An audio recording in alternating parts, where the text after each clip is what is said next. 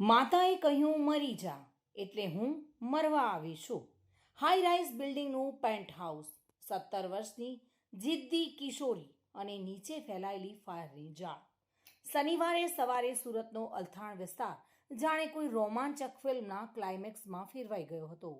Swim palace બિલ્ડિંગનું 15મા માળની પાળી પર ઊભેલી કિશોરી જ્યારે હું કૂદી જઈશ, હું હમણાં જ કૂદી જઈશની રડી રડીને ચીસો પાડતી હતી ત્યારે નીચે ઊભેલા સેંકડો લોકોના જીવ તાળવે ચોંટ્યા હતા.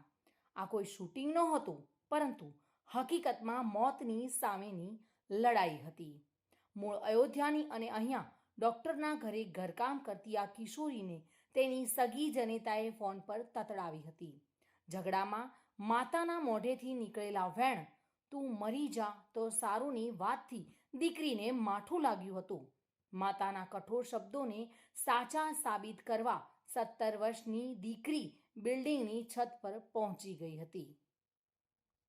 અને જ્યારે કિશોરી પાળી પર ઊભી હતી ત્યારે તેને પાછી વાળવા માટે બિલ્ડિંગના વડીલો હાથ જોડીને તેને વિનંતી કરતા રહ્યા હતા.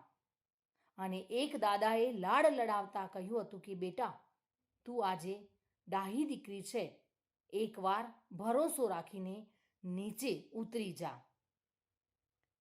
લગભગ 1 કલાકના રેસ્ક્યુ બાદ, મોત જિંદગીના જંગ બાદ આ રેસ્ક્યુ સફળ નીવડ્યું હતું.